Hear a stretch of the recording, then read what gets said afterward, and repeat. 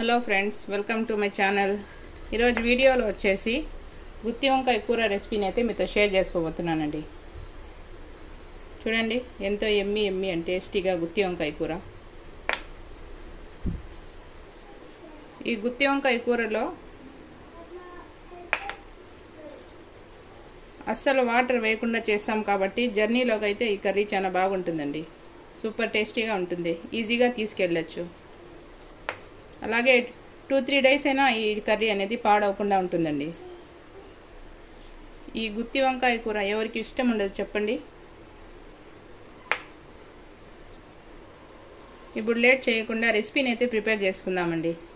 అలాగే ఎవరైనా కొత్తగా చూస్తా ఉంటే నా ఛానల్ని సబ్స్క్రైబ్ చేయండి, లైక్ చేయండి, షేర్ చేయండి. ఇలాంటి మరికొన్ని ఇంట్రెస్టింగ్ వీడియోస్ కోసం నా ఛానల్ని సపోర్ట్ చేయండి. ఇప్పుడు రెసిపీని అయితే ప్రిపేర్ చేసుకుందామండి. గుత్తి వంకాయ కూర ప్రిపేర్ చేసుకునేదానికి 1/2 కిలో లేతగా ఉండే వంకాయల్ని తీసుకున్నానండి. ఆ తర్వాత దానికి కావాల్సిన మసాలా: కొబ్బరి తీసుకున్నాను, వెల్లుల్లి, మిరప్పొడి 1 స్పూను, పసుపు, జీలకర్ర, మెంతి పొడి, మిరియాల పొడి, జీలకర్ర పొడి, ధనియాల పొడి అండి. ఆ తర్వాత కట్ చేసుకున్న 2 పెద్ద సైజు టమాటాలు.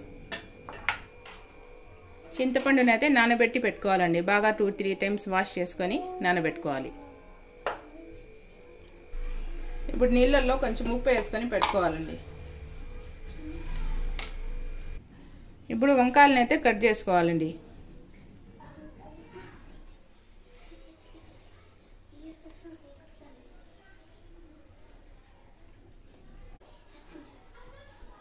ఫోర్ పీసెస్గా కట్ చేసుకోవాలండి వంకాయలు అయితే.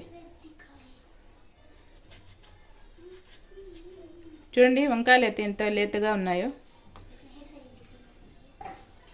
వంకాయలన్నీ ఇలానే కట్ చేసుకొని ఉప్పు నీళ్ళలో వేసుకోవాలండి.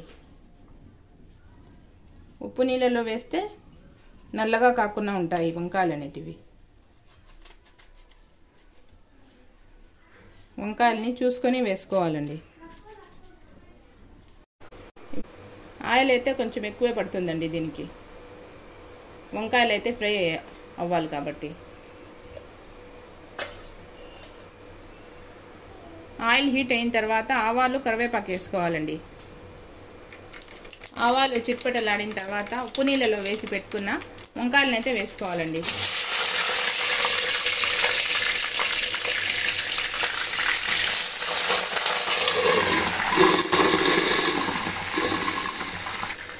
వంకాయలు వేసిన తర్వాత కొంచెంసేపు ఇలా మూత పెట్టుకోవాలండి, లేకుంటే ఆయిల్ అంతా పైన పడిపోతుంది.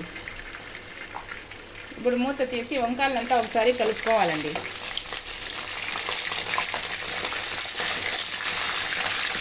ఆయిల్లో వంకాయలని బాగా డీప్ ఫ్రై చేసుకోవాలి.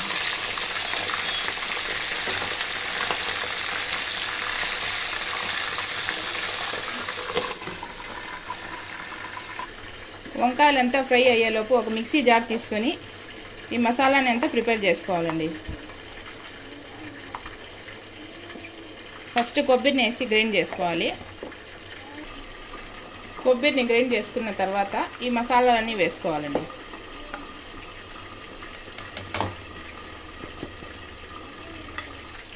ఆ తర్వాత ఇందులోనే చింతపండుని వేసుకోవాలండి. అలాగే కట్ చేసుకున్న టమాటాలని వేసుకోవాలి. ఇదంతా ఫైన్ పేస్ట్ లాగా చేసుకోవాలండి మసాలాని. ఇందులోనే కొంచెం వాటర్ని వేసుకొని ఫైన్ పేస్ట్ లాగా చేసుకోవాలి మసాలాని అయితే. చూడండి, మసాలా అయితే ఇలా గ్రైండ్ చేసుకోవాలండి. వంకాయలు కూడా ఫ్రై అయిపోయినాయి చూడండి. ఇప్పుడు ఇందులో ఎక్స్ట్రా ఆయిల్ని తీసేయాలి. చూడండి, కర్రీకి సరిపడే అంత ఆయిల్ని పెట్టుకొని మిగతా ఆయిల్ని తీసేయాలి. ఇప్పుడు ఈ మసాలాని అంతా వేసుకోవాలండి. ఇప్పుడు ఈ మసాలాని అంతా బాగా కలుపుకోవాలండి, వంకాయలకి అంతా పట్టేలాగా.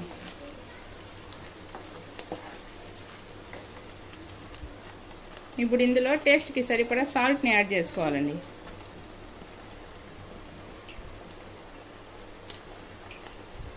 ఈ సాల్ట్ని కూడా బాగా కలుపుకోవాలి కర్రీలో.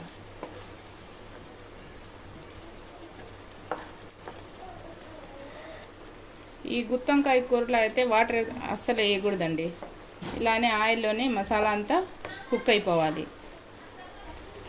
మసాలాలో పచ్చి వాసన పోయేంత వరకు ఫ్లేమ్ని మీడియంలో పెట్టి కొంచెంసేపు ఒకసారి కలుపుకుంటూ కుక్ చేసుకోవాలండి ఈ కర్రీని.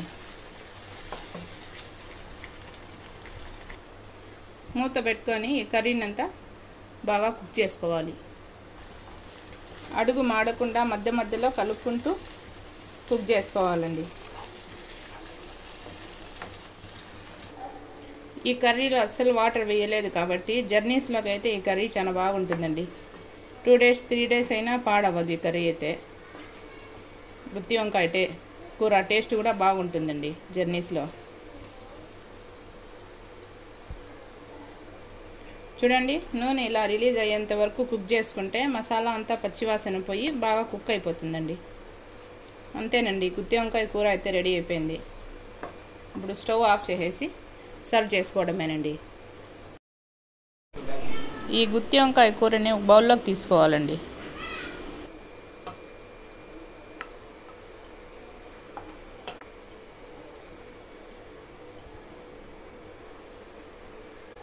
చూడండి, గుత్తి వంకాయ కర్రీ అయితే రెడీ అయిపోయింది. ఇప్పుడు హాట్గా సర్వ్ చేసుకోవడమేనండి. రైస్తో అయితే ఈ గుత్తి వంకాయ కూర సూపర్ టేస్ట్ ఉంటుందండి. అంతేనండి, రెసిపీ అయితే కంప్లీట్ అయిపోయింది. ఎవరైనా కొత్తగా చూస్తా అంటే నా ఛానల్ని సబ్స్క్రైబ్ చేయండి, లైక్ చేయండి, షేర్ చేయండి. ఇలాంటి మరికొన్ని ఇంట్రెస్టింగ్ వీడియోస్ కోసం నా ఛానల్ని సపోర్ట్ చేయండి.